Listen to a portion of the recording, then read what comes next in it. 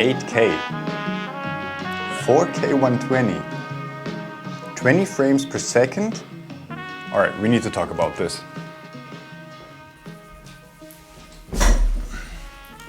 So guys, if any of your social media feeds have looked anything like mine the last couple of days, then all everyone is talking about is the EOS R5 and its supposedly amazing stats. So I have some questions, I have some speculations, there's things I want to see and things I'm afraid of. So let's give you my opinion about this new upcoming camera from Canon. My name is Damien and welcome to Monkey Pixels. We've got some fresh new young talent doing some things that I know you haven't heard before. 1, 2, 3, listen. So let's start with the biggest headline first, and that is that this camera is supposed to be able to shoot 8K at 30 frames per second, which obviously sounds amazing because there's pretty much no other camera other than red cameras or really big cinema cameras that is capable of shooting 8K. So this in theory would obviously be something really amazing. My opinion, it's really not needed right now. There's still a discussion if 4K is even really the norm to shoot these days, and I will give you my opinion about that detailed in another video coming up very soon. But for me, 8K is probably overkill. So what is my biggest worry about the 8K footage of the new EOS R5?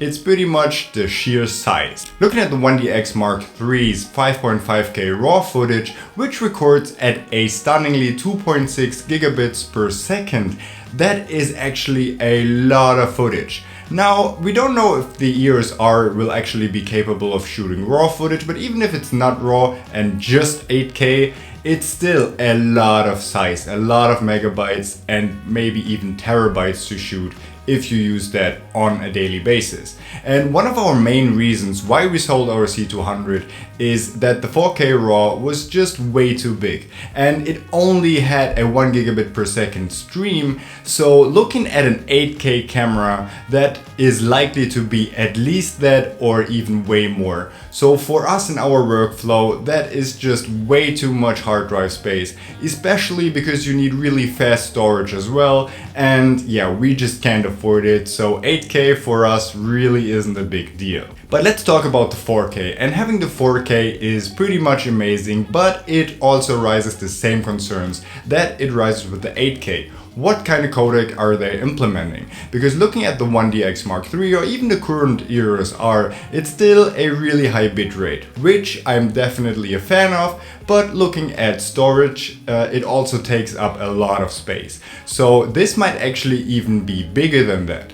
So the next question is, will it be 8-bit or 10-bit? We don't know anything about the codecs that this camera actually runs. Can it output externally, internally? So we really need to find out and wait. But obviously the specs that are rumored right now are amazing and I can't wait to find out the big details. Obviously, we all know that it's Canon and there is one worry in the room, so let's address it, and that is the crop factor.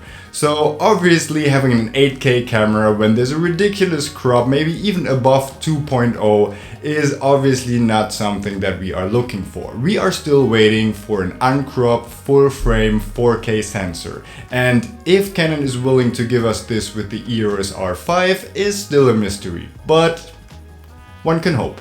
And looking at all these specs, obviously we're all hoping that this is finally the camera that all our video shooters are waiting for. Obviously.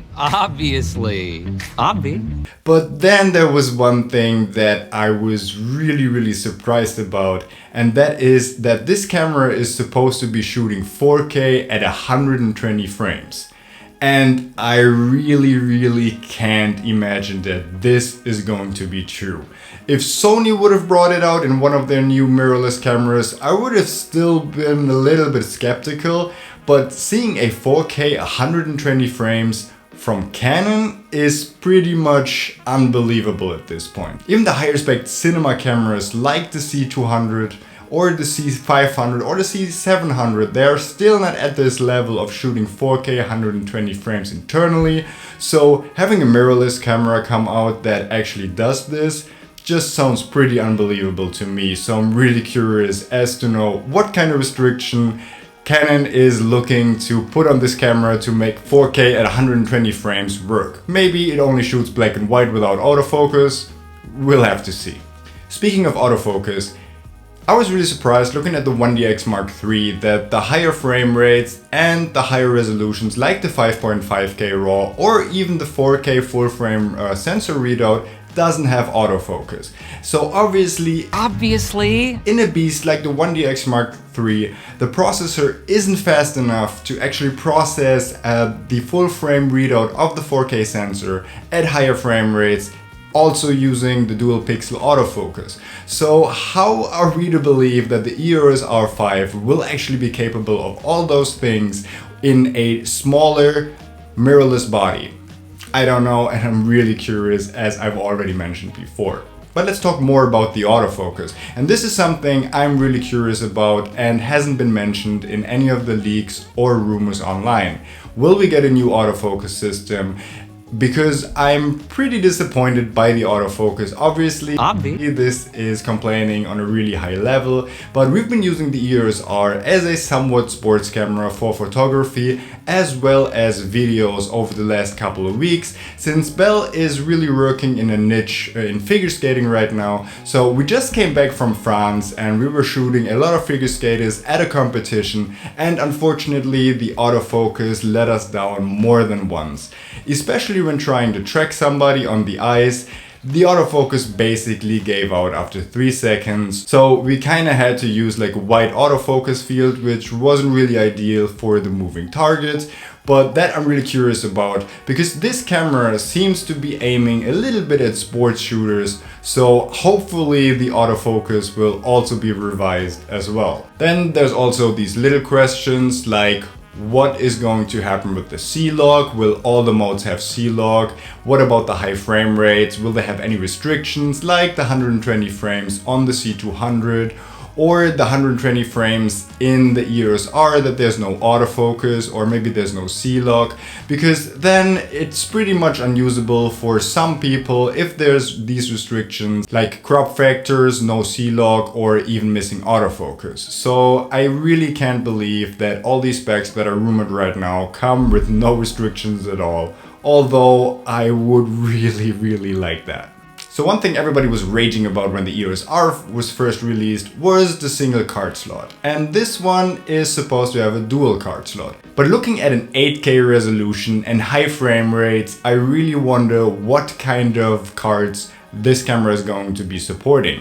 If it's going to be the CFast Express that is also being utilized in the Canon 1DX Mark III, I really wonder how they will fit two of these slots in a really tiny body like the EOS Rs. So I can't really imagine that being the case, which makes me wonder even more about the codec options that the camera will have in its video mode. And the next rumor I'm going to address, which also looks really promising, is the in-body stabilization, because so far Canon cameras were really lacking the in-body stabilization, and I wasn't really missing it before when we were shooting mostly commercial, because we were utilizing gimbals when on sets most of the time when we needed to have some stable shots. But now that we're venturing more into YouTube and more into figure skating videos, having in-body stabilization for photography as well as videography paired with an EOS lens is some really comfortable tool that makes shooting run and gun way easier than it was before with the EOS R right now. So I'm really curious how this actually shapes up to be when pairing an IS lens with the in-body stabilization. So kudos to Canon that they actually are going to implement that. So when talking about pictures, this one is actually really fast. Looking at a 20 frames per second in its live mode, the camera doesn't have to shy away from the competition when it comes to sports cameras. So far this camera looks like a complete all-rounder, shooting really great video, high frame rates, high resolution, and looking at it, also we don't know what the sensor is going to be like.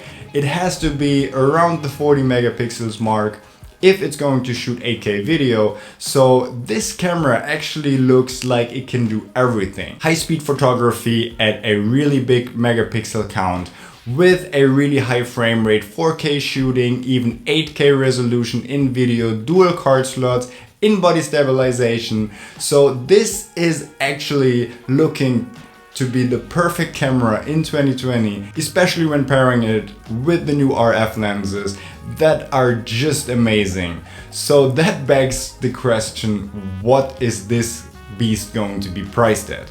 Because the 1DX is really up there, and I kinda can't imagine that this camera with this specs will be priced as low as a 5D Mark IV was when it was first released. But again, we don't really have all the facts, but this is my thoughts, my speculations, and what I really want to see on this camera when it will be released. So I really can't wait to get any more details on this. But if this is reasonable priced and it's not going to be slaughtered with any kind of restrictions like crop factors or no autofocus or whatever Canon can think of like they did in the past, then this is going to be the perfect camera for us, for our YouTube channel, and for our ongoing client productions.